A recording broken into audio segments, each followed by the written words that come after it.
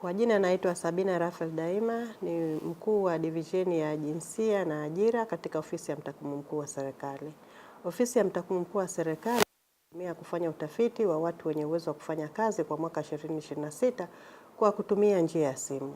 Utafiti huu utakusanya taarifa katika kaya zote zilizochaguliwa kitaalamu katika mikoa yetu ya hapa Zanzibar, ambapo taarifa hizi zitatumika katika kutoa viashiria vikuu viwili: kiwango cha ukosefu wa ajira hapa Zanzibar pamoja na kiwango cha watu walioajiriwa. Utafiti huu unategemea kuanza tarehe 3 mwezi wa 8 2026, ambapo makarani wakusanyaji wa utafiti huu watatumia simu ambayo imeandaliwa na ofisi ya mtakwimu mkuu wa serikali katika kuwapigia wanakaya ambao watahitajika katika kutoa taarifa.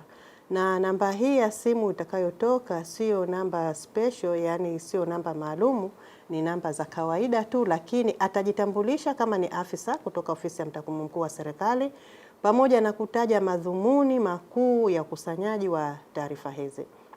Katika kukusanya taarifa hizo, hatutadai pesa wala kutaka taarifa nyingine yoyote isipokuwa ni taarifa zinazohusiana na wanakaya katika masuala yote ya ajira. Utafiti kama huu wa nguvu kazi kwa mwaka 26 upo tayari unaendelea katika maeneo yote yaliyochaguliwa kwa Unguja na Pemba. Sasa kwa nini tunafanya utafiti wa pili wa staili hii?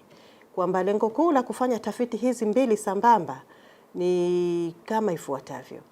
Kwanza ni kupata kiwango cha ukosefu wa ajira linganishi kwa kutumia methodolojia mbili, ambapo kukusanya taarifa kwa njia ya simu na kukusanya taarifa kwa wanakaya kupita katika kaya moja moja na kukusanya taarifa zile.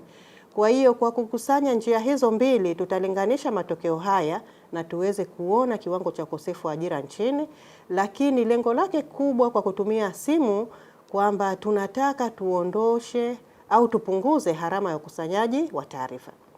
Ofisi ya mtakwimu mkuu wa serikali ipo sambamba na matarajio ya nchi yetu katika kupunguza gharama za ukusanyaji taarifa. Kwa hiyo tunajiandaa katika kupunguza gharama za ukusanyaji taarifa ambazo kwamba tunataka tupate taarifa za tafiti mbalimbali tukiwa hapa ofisini.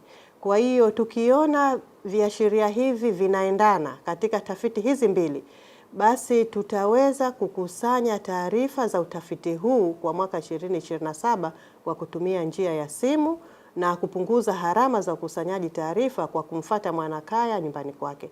Hii itatusaidia kuweza kupata taarifa hizi ndani ya muda mfupi na kuweza kutoa matokeo haya ndani ya muda mfupi. Hivyo ni wito wangu kwa wananchi kwamba tunaomba ushirikiano wenu, ambapo wakarani wakianza kupiga simu na kuomba taarifa hizi, basi tuwapatie, na watakuwa sio matapeli bali ni maafisa kutoka ofisi ya mtakwimu mkuu wa serikali. Baada ya maelezo hayo, naomba nitoe shukrani zangu za dhati. Asante.